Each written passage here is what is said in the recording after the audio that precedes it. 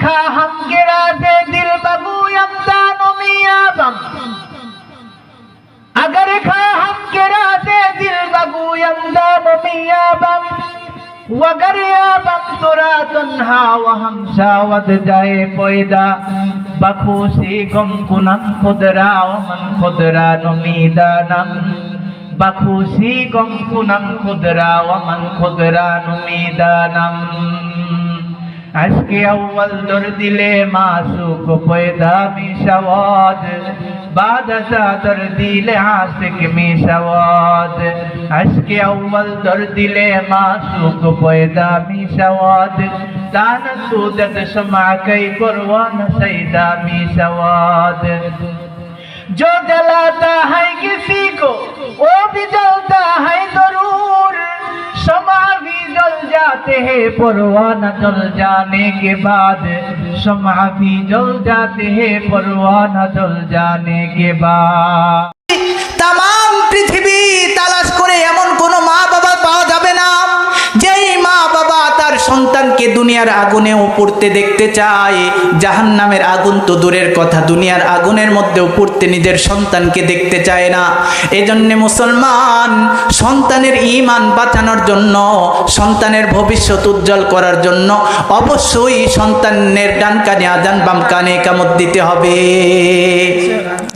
মুসলমান ভাইরা রে আমার দ্বিতীয় নাম্বার করণীয় বিশ্বনবী সাল্লাল্লাহু আলাইহি ওয়াসাল্লাম বলেন আক্কান নবিয়া সাল্লাল্লাহু আলাইহি ওয়াসাল্লাম আনিল হাসান ইবনে আলী হিনা ওয়ালাদাতহু ফাতিমা রাদিয়াল্লাহু তাআলা আনহা বিশ্বনবী সাল্লাল্লাহু আলাইহি ওয়াসাল্লাম হাসান রাদিয়াল্লাহু তাআলা আনহুর আকীকা করেছেন কারণ হলো হযরত সামারা বিনতে জানদুব রাদিয়াল্লাহু তাআলা আনহু বর্ণনা করেন আল গুলাম মুরতাহানুন বিহাকিকতিহি ফায়ুযবাহু আনহু ইয়াউমাস সাবে হযরত সামারাতা ইবনে জানদুব রাদিয়াল্লাহু তাআলা আনহু বর্ণনা করেন ছেলে সন্তান আকীকা করার মাধ্যমেই তার উপরে বালা মুসিবতগুলি এমন ভাবে ঝুলতে থাকে আকীকা না করা পর্যন্ত এই বালা মুসিবত যে কোনো সময় এই সন্তানের উপরে অ্যাটাক করে আর যদি আকীকা করা হয় সন্তানের উপর থেকে রোগ বালা মুসিবত যে সমস্ত মুসিবত রয়েছে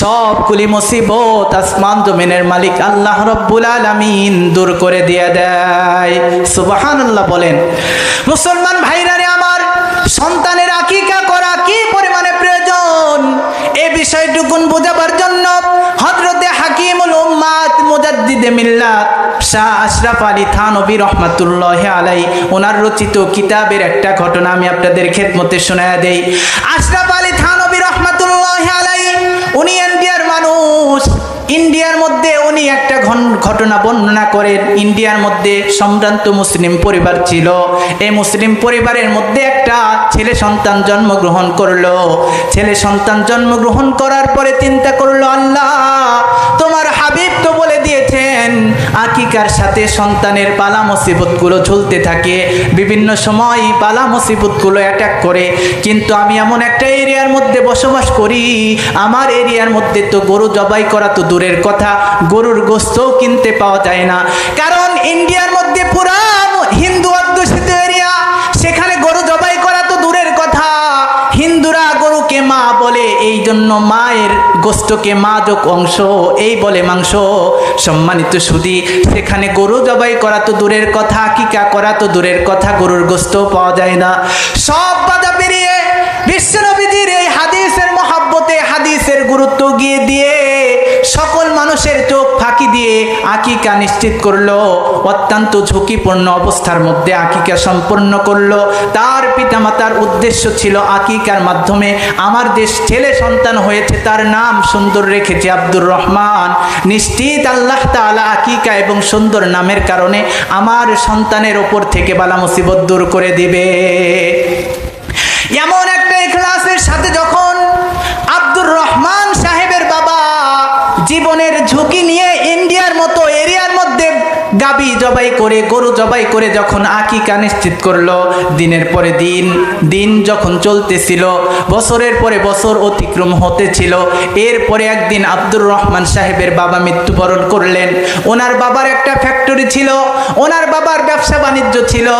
এই ব্যবসা বাণিজ্যর দেখাশোনা করার জন্য যে দায়িত্ব বাবার মৃত্যুর পরে আব্দুর রহমান সাহেবের মাথার উপরে আসলো।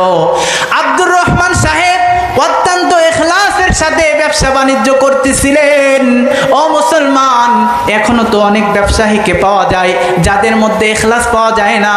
তারা দোকানের মধ্যে লিখে রাখে বিক্রিত মাল আর ফেরত নেওয়া হয় না, এরকম আছে না নাই?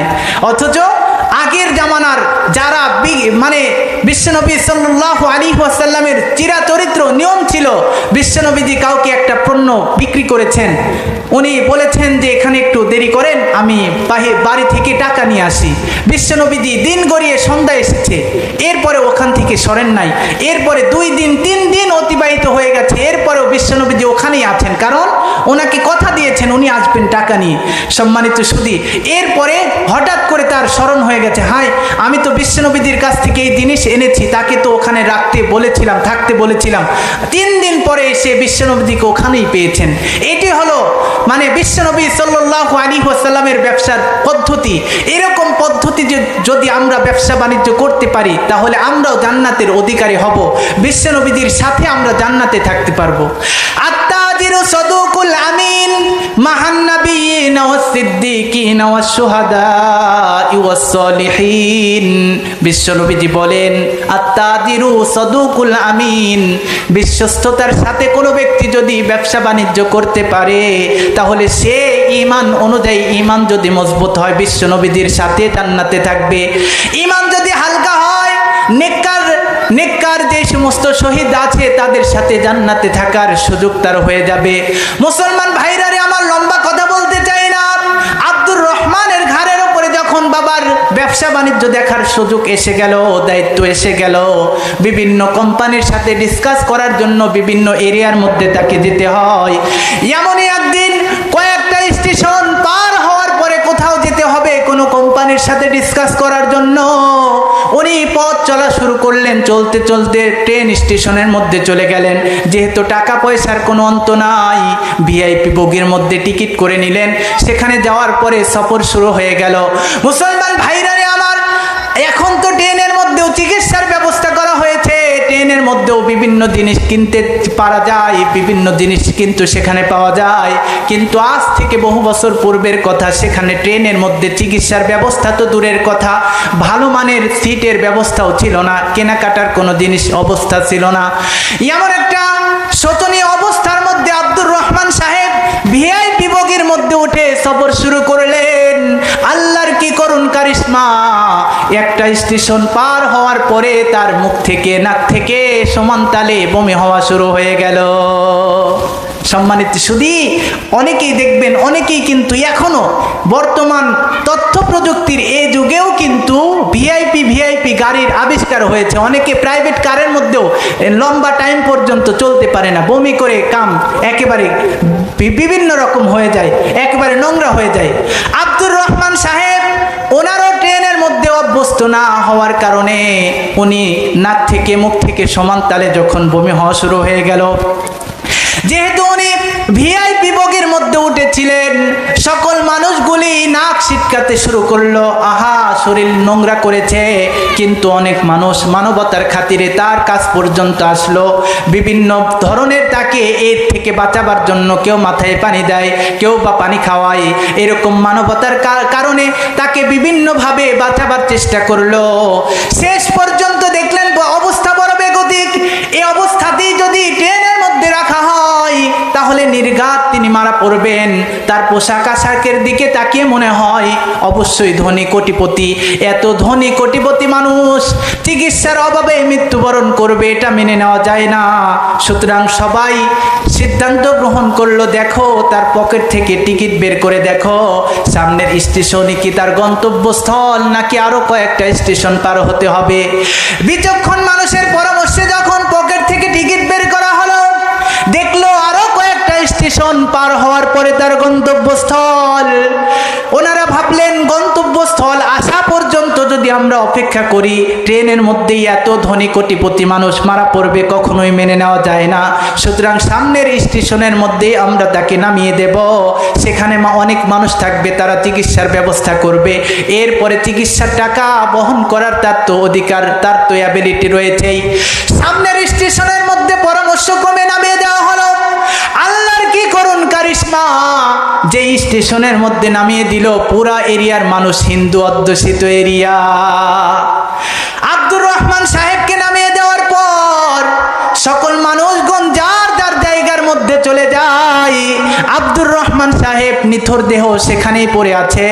তিনজন কুলি, হিন্দু কুলি, তারা দেখলো কি রে, সব মানুষ আপন আপন জায়গার মধ্যে চলে যায়, এই মানুষটা এখানে অসুস্থ অবস্থায় পড়ে আছে, চিকিৎসার দরকার। তবে আমরা যাকে তাকে তো চিকিৎসা করব না, আগে দেখবো সে মুসলমান নাকি হিন্দু। যদি হিন্দু ধর্ম অবলম্বন হয়, আমাদের বন্ধু আমাদের ভাই, তাহলেই চিকিৎসা করব। আর যদি মুসলমান হয় তাহলে তাকে তো আমরা ছুঁয়েও দেখবো না, টাচও করব না। এমন একটা প্ল্যান নিয়ে তিনজন কুলি হাঁটি হাঁটি পা পা করে আব্দুর রহমানের কাছ পর্যন্ত আসলেন। আসার পরে মাথা থেকে পা পর্যন্ত তাকায়া মুসলমান হওয়ার কোনো সিমটম তার মধ্যে খুঁজে পেল না। কারণ মুখের মধ্যে দাড়ি নাই, মোটা অঙ্কের টাকার অন্ত নাই, শরীরের মধ্যে মাথার মধ্যে টুপি নাই, শরীরের মধ্যে বিশ্বনবীজির লেবাসও নাই, মুখের মধ্যে দাড়িও রাখে নাই। তারা দ্বিধাদ্বন্দ্বের মধ্যে পড়ে গেল, তাকে কেমনে আমরা বাছাই করব, মুসলমান নাকি হিন্দু। তারা সিদ্ধান্ত নিতে ছিল চিকিৎসা করি, এরপরে যা হয় হবে। কিন্তু তিনজন কুলের মধ্যে একজন বিচক্ষণ কুলি বলে না, তার মাথা থেকে পা পর্যন্ত দেখার পরে বোঝা যাচ্ছে না মুসলমান নাকি হিন্দু। তার নাম জিজ্ঞাসা করো, নামের কারণে অবশ্যই পার্থক্য হয়ে যাবে মুসলমান নাকি হিন্দু। কারণ কোন মুসলমান কিন্তু হিন্দুর নাম রাখে না, কিন্তু ইদানিং রাখে না। হাসি, পাখি, আখি, প্রিয়া, প্রিয়াঙ্কা, ইতি, ইচ্ছে, এগুলো নাম রাখে না। আবার পিচ্চি, ছোট, এরকম কিন্তু নাম রাখে। দেখেন, ইহুদি খ্রিস্টানদের চক্রান্তের কারণে আজকে আধুনিক বাবা, আধুনিকা মা তার সন্তানের নাম গায়ক গায়িকা, নায়ক নায়িকা, বিভিন্ন খেলোয়াড়ের নামের সাথে মিল করতে গিয়ে নাম ইসলামিক নাম নাকি অন ইসলামিক নাম, কোনো হিন্দুর নাম, এটার বাস বিচার করে না, তো আক্কা করে না। কথা বলেন ঠিক না বেঠিক? তিনজন কুলির মধ্য থেকে বিচক্ষণ কুলি জিজ্ঞাসা করলেন, ভাই তোমার নাম কি জানতে চাই? আব্দুর রহমান সাহেব নিথর দেহ পড়ে আছে, আস্তে আস্তে আওয়াজে বললেন, আমার নাম আব্দুর রহমান। আগে যাওয়ার পরে তিনজন কুলি আব্দুর রহমানকে কোলের মধ্যে নিয়েছিল।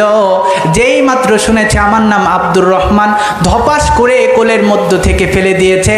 কারণ নাম শোনার সাথেই বুঝতে পেরেছে আব্দুর রহমান আমাদের ধর্মের কারো নাম হতে পারে না। হিন্দুরা পর্যন্ত মুসলমানের কোনো নাম রাখে না। তাদের নামের দিকে তাকালে বোঝা যায় হিন্দু নাম না মুসলমানের নাম। কিন্তু দুঃখের সাথে বলতে হয়, আফসোস, শতধিক আমাদের নামের দিকে তাকালে মুসলমান নাকি হিন্দু, আমাদের শরীরের দিকে তাকালে মুসলমান নাকি হিন্দু বোঝার কায়দা নাই। সম্মানিত সুধী, আব্দুর রহমান নাম শোনার সাথে সাথেই তিনজন কুলি নিষ্ঠুর হৃদয়ের মতো সেখান থেকে চলে গেল। আব্দুর রহমান সাহেব সেখানে চিকিৎসার অভাবে মৃত্যুবরণ করলেন। আবার যখন ট্রেন আসার সময় হয়ে গেল, ট্রেন যখন থামলো, ট্রেনের মধ্যে মুসলমানও ছিল, হিন্দু ছিল, সবাই জড়ো হয়ে গেল। চতুর্দিক থেকে মানুষের আনাগোনা। মুসলমানরা বলতেছিল বহিরাগত রাষ্ট্রের লাশ। তখন তো ফেসবুকের ব্যবস্থা ছিল না, ফেসবুক দিয়ে তাকে বলবে এটা কোন রাষ্ট্রের, কার লাশ নিয়ে যান, এরকম তো কোনো সুযোগ ছিল না। সকল মানুষগুলি দ্বন্দ্বের মধ্যে লিপ্ত হলো। মুসলমানরা বলল বহিরাগত রাষ্ট্রের লাশ, আমাদের আশপাশের কোনো মানুষ নয়, সুতরাং তাকে মুসলমান সাব্যস্ত করা হোক, তাকে আমরা মুসলমানের কায়দায় কাফন দাফন করে কবরস্থ করব। হিন্দুরা বলল না না না, কখনোই মেনে নেওয়া যায় না, কারণ আমাদের হিন্দু অধ্যুষিত এরিয়ার মধ্যে মৃত্যুবরণ করেছে, তোমরা যা বলবা তা করা হবে না, আমাদের এরিয়ার মধ্যে মৃত্যুবরণ করেছে, সুতরাং তাকে আমরা হিন্দুই সাব্যস্ত করব। এমন একটা তুমুল দ্বন্দ্ব যখন শুরু হয়ে গেল, ওই যে তিনজন কুলি কুলি হিন্দুদের মধ্যে এসে বলল, ভাই এই লাশটা মুসলমানদের হস্তগত করো, মুসলমানরা তাকে সুন্দর করে দাফন কাফন করুক, কবরস্থ করুক। তখন হিন্দু নেতা দলপতি রাগান্বিত অবস্থায় বললেন, তোমরা কি হিন্দু নও? আমাদের ইরের মধ্যে মৃত্যুবরণ করেছে, তাকে তো হিন্দুই সাব্যস্ত করা হবে, তোমরা কেন বিরোধিতা করো? তোমরাও তো হিন্দু। তখন বলল, ভাই এই যে লোকটা মৃত্যুবরণ করেছে, মৃত্যু প্রায় অবস্থায়, মৃত্যু শয্যায় শায়িত অবস্থায় আমরা তিনজন এখানে এসেছিলাম। আসার পরে মাথা থেকে পা পর্যন্ত তাকাই, বারবার তাকানোর পরে মুসলমান নাকি হিন্দু বুঝতে পারি না। আমাদের মধ্য থেকে অবক তার নাম জিজ্ঞাসা করেছিল, সে নাম বলেছে আব্দুর রহমান। সুতরাং আব্দুর রহমান নামে তো কোনো হিন্দু হতে পারে না, আব্দুর রহমান মুসলমানের নাম, সুতরাং তাকে মুসলমানের হস্তগত করো। মুসলমানরা তাকে সুন্দর করে গোসল করিয়ে কাফন দাফন করে কবরস্থ করে দে। মুসলমান ভাইরা রে আমার, শুধুমাত্র এখানে শেষ নয়। আশরাফ আলী থানভী রহমাতুল্লাহি আলাইহি ওনার রচিত কিতাবের মধ্যে এই ঘটনা বর্ণনা করেন আর বলেন, দুনিয়াতে আব্দুর রহমান ওনার বাবা আকিকা করেছিল এবং সুন্দর নামে নামকরণ করেছিল। বাবার এই দুইটা সুন্নত মানার কারণে, সুন্নতের গুরুত্ব দেওয়ার কারণে আল্লাহ রব্বুল আলামিন দুনিয়াতে আব্দুর রহমানকে চিতার আগুন থেকে বাঁচায় দিল। আমার তো মনে হয় আল্লাহ রব্বুল আলামিন এই দুইটা সুন্নতের বিনিময়ে মাফ করতে চায় আল্লাহ তাআলা। কিয়ামতের ময়দানে জাহান্নামের আগুনও মাফ করে দিতে পারেন। কথা বলেন ঠিক না ঠিক? মুসলমান ভাইরা আমার, এজন্যই তো একজন বিজ্ঞ কবি বলেন, সানিদামকে দররো যে উমিদ বিম বদারা বানে কাবা বখশত করিম, বদারা বানে কাবা বখশত করিম। একজন বিজ্ঞ কবি বলেন, আমি তো শুনেছি কিয়ামতের ময়দানে আল্লাহ রব্বুল আলামিন ভালো মানুষদের সাথে মিল থাকার কারণে খারাপ মানুষদেরকেও আল্লাহ তাআলা তার দয়ার সাগর হওয়ার কারণে আল্লাহ তাআলা তাদেরকে বিনা হিসেবে জান্নাত দিয়ে দিবেন। মুসলমান আমরা অনেকেই কিন্তু এই যে এখানে বৃদ্ধ মানুষ রয়েছি, আমরা কিন্তু পান কিনতে গেছি। পানের কন্ডিশন দেখেছেন কিনা? সব পান দৈহিক দিক থেকে ছোট বড় হলেও পানের বোটা কিন্তু সমান। এজন্য দেখবেন ছোট পানটাও কিন্তু বড় পানের বোটার সাথে মিল থাকার কারণে ছোট পানটাও বড় পানের মূল্যে বিক্রি হয়। কথা বলেন ঠিক না ঠিক? ঠিক তেমনি ভাবে দুনিয়াতে আমরা খেটে খাওয়া দিন মজুর হতে পারি, নামের দিক থেকে, আমলের দিক থেকে, পোশাক আশাকের দিক থেকে ওলামায়ে কেরাম বিশ্বনবীর তরিকার সাথে যদি আমাদের মিল হয়, আল্লাহ রব্বুল আলামিন কিয়ামতের ময়দানে আমরা খেটে খাওয়া দিন মজুর হতে পারি, ওই সমস্ত মানুষের কাতারে শামিল করে আমাদেরকেও জান্নাত দিতে পারেন কি পারেন না? মুসলমান ভাইরা রে আমার, এরপরে সন্তানকে কোরআনুল কারিমের শিক্ষায় শিক্ষিত করতে হবে। এই তো দেখেন আজকে আপনাদের মাদ্রাসার মধ্যে কোরআনুল কারিমের তেলাওয়াতের শিক্ষা দেওয়া হয়। মুসলমান সন্তানকে কোরআনুল কারিমের শিক্ষায় শিক্ষিত করা কেমন প্রয়োজন, এ সম্পর্কে একটা মাত্র ঘটনা বলে আমার বিদায়ের পালা। মুসলমান ভাইরা রে আমার, আল্লামা জাকারিয়া রহমাতুল্লাহি আলাইহি ওনার রচিত কিতাবের মধ্যে বর্ণনা করেন, আল্লাহর একজন বুজুর্গ ব্যক্তি ছিলেন, উনি হাঁটি হাঁটি পা পা করে পথগুলি চলা শুরু করলেন। ও মুসলমান, আপনাদের সামনেই তো কবরস্থান। চলতে চলতে কবরস্থানের দিকে নজর পড়ে গেল। সামনের দিকে কবরস্থান দেখে থমকে দাঁড়িয়ে গেলেন। কেন? ইসলাম আর শরীয়ত বলে দিয়েছে, খবরদার যখন তোমরা কবরস্থানের পাশ দিয়ে অতিক্রম করো, খবরদার সেখান থেকে তড়িঘড়ি করে চলে যেও না। কারণ কবরস্থানের পাশে দাঁড়িয়ে কমপক্ষে কবরবাসীদেরকে একটা সালাম দাও, আসসালামু আলাইকুম ইয়া আহলাল কুবুর আল্লাহুম্মা গফিরহুম ওয়ারহামহুম। যেহেতু আল্লাহর বান্দা বুজুর্গ ব্যক্তির হাতে সময় ছিল, কবর জিয়ারতের যে সমস্ত দোয়া দরুদগুলি পড়তে হয় সবগুলি কমপ্লিট করলেন। এরপরে সামনের দিকে চললেন। যাওয়ার পরে এশার নামাজ যখন হয়ে গেল, এশার নামাজের পরে ঘুমাতে গেলেন। পুত পবিত্র বিছানার মধ্যে ঘুমাতে গেলেন। ঘুমের ঘরে স্বপ্নে দেখতেছেন দিনের বেলায় যে কবরস্থানের পাশে দাঁড়িয়ে লম্বা টাইম পর্যন্ত কবর জিয়ারত করেছিলেন, এই সবগুলো প্যাকেট প্যাকেট করে হাজার হাজার কবরবাসীদের মধ্যে ফেরেশতারা বন্টন করে। উনি দেখতেছিলেন ইলিপের চাউল যেমনে লাইনের মধ্যে নেওয়া হয়, সকল মানুষগুলি ইলিপের চাউল চাউল যেমনে নেওয়া হয় লাইনের মধ্যে দাঁড়ানো। অবাক হয়ে দেখলেন এক কর্নারে একটা অতিশয় বৃদ্ধা মহিলার কবর দেখা যায়। মহিলা ওই কবরের মধ্যে সুন্দরভাবে বসে আছে। তার কবরের মধ্যে জান্নাতি সুঘ্রাণযুক্ত ফুলের বিছানা বিছানো আছে। তার কবরটা নূরে নূরান্বিত। তার কবর থেকে সুঘ্রাণের ফোয়ারাগুলি বেরিয়ে আসে। এমন অবস্থা দেখে উনি ভাবলেন আমাকেও তো একদিন এই কবরের মধ্যে আসতে হবে, আমার কবরটাও যেন এমন হয়, সেজন্য আমাকেও আমল করা দরকার আছে। এজন্য জিজ্ঞাসা করলেন, মা কি তোমার নাম, কোথায় তুমি থাকো, কোথায় তোমার পরিচয় কি, তুমি কি এমন আমল করো যে আমলের কারণে আল্লাহ রব্বুল আলামিন তোমার জান্নাতটা এত সুন্দর করে দিয়েছে? আল্লাহর বান্দা উত্তর করলো, আমার তো এমন কোন আমলের কথা জানা নাই, তবে আল্লাহ তাআলা আমাকে একটা ছেলে সন্তান দিয়েছিল। দুনিয়ার মোহাব্বতে পড়ে জাগতিক শিক্ষায় শিক্ষিত করি নাই, ইংলিশ মিডিয়ামের মধ্যে পড়াই নাই। আমার পাশে একটা মাদ্রাসা ছিল, সেই মাদ্রাসার মধ্যে আমার সন্তানকে কোরআন শিক্ষার জন্য দিয়েছিলাম। এরপরে আমার সন্তান কি এমন আমল করে আমি তো মৃত্যুবরণ করেছি, আমার জানা নাই। এমন কথা শোনার পরে স্বপ্নের মধ্যেই জিজ্ঞাসা করলেন, মা তোমার বাড়ি কোথায় জানতে চাই, তোমার সন্তানের নামটাও বলো, আমি আগামীকাল তোমার সন্তান থেকে শুনবো কি এমন আমল করে যে আমলের কারণে আল্লাহ তাআলা তোমার কবরটা এত সুন্দর করে দিয়েছে। কারণ আমাকেও তো আল্লাহ তাআলা সন্তান দিয়েছেন, তাকেও ওই আমল আমি শিখিয়ে যাব, যাতে করে আমি পিতার কবরটাও এত সুন্দর হয়ে যায়।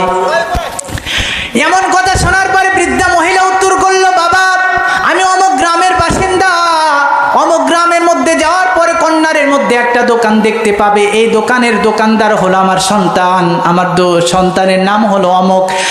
এমনই স্বপ্ন দেখার পরে ঘুম যখন ভেঙে গেল, ফজরের নামাজ অতি কষ্টের সাথে পাঠ করার পরে এরপরে তিনি ওই স্বপ্নে বাতানো গ্রামের দিকে হাঁটি হাঁটি পা পা করে চলে গেলেন। যাওয়ার পরে দেখলেন সত্যিই কর্নারের মধ্যে একটা দোকান দেখা যায়। উনি পলিসি অবলম্বন করলেন, যুবক মানুষ দোকানদার ডাইরেক্টলি যদি আমি তাকে জিজ্ঞাসা করি কি এমন আমল করো হয়তো বলতে পারবে না, এজন্য সারাদিন পর্যন্ত আমি আড়াল থেকে দেখব সারাদিন এ সন্তান কি এমন আমল করে যে আমলের কারণে আল্লাহ রব্বুল আলামিন খুশি হয়ে তার মায়ের জান্নাতটাকে, তার মায়ের কবরটাকে জান্নাতি ডেকোরেশন করে দিয়েছে। আড়ালের মধ্যে দাঁড়িয়ে দেখতেছিলেন, যখনই দোকানের মধ্যে কাস্টমার চলে আসে, কাস্টমারকে মাল দ্রব্য দিয়ে দেয়। কাস্টমার চলে যাওয়ার পরে দোকানের তাকের মধ্যে আল্লাহ তাআলার কোরআন রাখা আছে, এই কোরআনটা নিয়ে দীর্ঘক্ষণ পর্যন্ত তিলাওয়াত করে আর মালিককে ডেকে বলে, মালিক ছোট্টবেলায় বাবাকে হারিয়েছি, আমার মাকেও ছোট্টবেলায় হারিয়েছি, আমার মা পরের বাড়িতে ঝিয়ের কাজ করে করে আমাকে কোরআনুল কারীম শিক্ষা দেওয়ার খরচ বহন করেছে। ও মুসলমান, এজন্য আমার মা মৃত্যুবরণ করার পরে আমার মা আমার জন্য এত কষ্ট করলো, ওই মাকে আমি ভুলি নাই। জীবিকা নির্বাহের তাগিদে ব্যবসা বাণিজ্য করি, কিন্তু অবসর টাইমে আমার মায়ের কবরে সওয়াব রিসানি করার জন্য যে কোরআন তেলাওয়াত করি, এই সওয়াবগুলো আমার মায়ের কবরে পৌঁছায় দিও। এমন একটা নিয়ত করে লম্বা টাইম পর্যন্ত কোরআন তেলাওয়াত করে, আবার যখন কাস্টমার চলে আসে কাস্টমারকে মালদ্রব্য দিয়ে দেয়, আবার কাস্টমার চলে যাওয়ার পরে কোরআন তেলাওয়াত করে। এরপরে মসজিদের মিনার থেকে যখন হাইয়া আলাস সালাহ হাইয়া আলাল ফালাহ নামাজের জন্য ডাকা হয়, দোকানের শাটারটা বন্ধ করে দেয়। এরপরে ওযু করে সামনের কাতারে গিয়ে নামাজ পড়ে, নামাজের পরে ফরজ নামাজের পরে দোয়া কবুল হয়। আল্লাহ তাআলা পিতামাতার জন্য দোয়া শিখায়া দিয়েছেন, সেই দোয়াটাই বারবার পড়তে থাকে, রব্বির হামহুমা কামা রব্বায়ানি সগীরা। নামাজ শেষ হওয়ার পরে বুজুর্গ ব্যক্তি দোকানদার যুবককে ডেকে বলে, যুবক তুমি অত্যন্ত খুশি হবে, তোমার মা কবরের মধ্যে শান্তিতে আছে। যুবক বলল, কেমনে জানলেন? আল্লাহর ওলি বললেন, গত রাত্রিতে তোমার মাকে আমি স্বপ্নে দেখেছি। এই যে সারাদিন তুমি কোরআন তিলাওয়াত করো, নামাজের পরে পরে তোমার মার জন্য দোয়া করো, এই দোয়া করার কারণে আল্লাহ রব্বুল আলামিন তোমার মায়ের কবরটা জান্নাতি ডেকোরেশন করে দিয়েছেন। আমরা কি চাই না আমাদের কবরটাও জান্নাতি ডেকোরেশন হয়? তাহলে এই যে মাদ্রাসায় আমাদের সন্তান, যার সন্তান দেওয়ার সুযোগ নাই, তাদের নাতিপুতিও যদি না দেওয়ার সুযোগ থাকে, কমপক্ষে এই মাদ্রাসার তলেবে এলেমদেরকে জাগির নিয়ে হোক 500, 1000, 2000, 5000, 10,000 টাকা দিয়ে হোক, যেভাবেই হোক কোরআনওয়ালাকে সাহায্য করার দরকার আছে না নাই? অবশ্যই আছে। এজন্য আমি আপনাদের খেদমতে উদাত্ত আহ্বান জানাবো, আমাদের যাদের আল্লাহ তাআলা সন্তান দিয়েছেন, এই সন্তানদেরকে কোরআনুল কারীমের শিক্ষায় শিক্ষিত করব, আমাদের সন্তানদেরকে ঈমানের টিকা নিশ্চিত করব, তাকে ডান কানে আজান বাম কানে ইকামত দিব। কারণ একজন মানুষের জীবনের সবচাইতে বড় সম্পদ ঈমান। ঈমানের চাইতে বড় সম্পদ নাই। ঈমান যার অন্তরে আছে, ঈমান নিয়েই যে মৃত্যুবরণ করে, কোরআন যার অন্তরে আছে, কোরআন অনুযায়ী যে নিজের জীবনকে বাস্তবায়ন করে, আল্লাহ রব্বুল আলামিন কিয়ামতের ময়দানে তাদেরকে জান্নাত দিবে। এমনকি তাদের হাতে 10 জন জাহান্নামী ব্যক্তিদেরকে সুপারিশ করে আল্লাহ তাআলার জান্নাতে যাওয়ার পারমিশন আল্লাহ তাআলা এরকম একটা সুযোগ তাকে দিবে। তার পাওয়ারফুল আল্লাহ রব্বুল আলামিন তাকে এরকম পাওয়ারফুল করে দিবে। এজন্য উদাত্ত আহ্বান জানাবো, মুসলমান মা বোনেরা যারা আমার আলোচনা শুনলেন, আমার ভাই বাবাজিরা যারা আলোচনা শুনলেন, আমি আপনাদেরকে উদাত্ত আহ্বান জানাবো, আল্লাহ রব্বুল আলামিন আমাদের সকলকে যেন কোরআনুল কারীমের শিক্ষায় শিক্ষিত হওয়ার তৌফিক দান করেন। আমাদের ছেলে সন্তান নাতিপুতি যারাই আছে, তাদের জন্মের পরে ডান কানে আজান বাম কানে ইকামত দিয়ে ঈমানের টিকা নিশ্চিত করার তৌফিক দান করেন। এবং আমাদের সন্তানদেরকে যেন পাশেই মাদ্রাসা, এটা কিন্তু অনেক বড় সৌভাগ্য আমাদের, এজন্য আমাদের মাদ্রাসায় সহযোগিতা করব। ছেলে সন্তান তাদের মাদ্রাসায় ভর্তি করে দিয়ে হোক, এখানে টাকা পয়সা ধান চাউল এগুলো দান করার মাধ্যমে হোক, যে কোনো মাধ্যম দিয়ে এই কোরআনুল কারীমের সাথে আমরা যদি সম্পর্ক রাখতে পারি, আল্লাহ তাআলা এই সম্পর্ক রাখার কারণে ওই যে পানের মতো, ছোট পান যেরকম বড় পানের বোটার সাথে মিল থাকার কারণে সে বড় পানের মূল্যে বিক্রি হয়, আমরাও কোরআনুল কারীমের সাথে মিল থাকার কারণে, কোরআনুল কারীমের সাথে সম্পর্ক রাখার কারণে থাকার কারণে আল্লাহ তাআলা আমাদেরকেও কোরআনওয়ালা ওলামায়ে কেরামের কাতারে শামিল করে জান্নাত দিয়ে দিবে। ওলামায়ে কেরামের কাতারে শামিল করে আমাদেরকেও আল্লাহ তাআলা জান্নাত দিবেন। আল্লাহ রব্বুল আলামিন উক্ত কথাগুলোর উপরে আমাদের সকলকে আমল করার তৌফিক দান করুন। সকলের কাছে আমি দোয়ার আশাবাদ ব্যক্ত করে আমি আমার আলোচনা এখানেই শেষ করছি। আজান হয়ে যাবে, আজান পর্যন্তই আমাকে সময় দেওয়া হয়েছিল। সকলেই আমার জন্য দোয়া করবেন। খাস করে আমি আপনাদের অত্যন্ত আদরের, অত্যন্ত মুহাব্বতের, আপনারা স্মরণ করেন আমি আপনাদের মাঝে আসি। আল্লাহ রব্বুল আলামিন যেন বারবার আপনাদের সাথেই থাকার তৌফিক দান করেন। সকলেই বলেন আমিন। ওয়া আখিরু দাওয়ানা আলহামদুলিল্লাহি রাব্বিল আলামিন। আসসালামু আলাইকুম ওয়া রাহমাতুল্লাহি ওয়া বারাকাতুহু।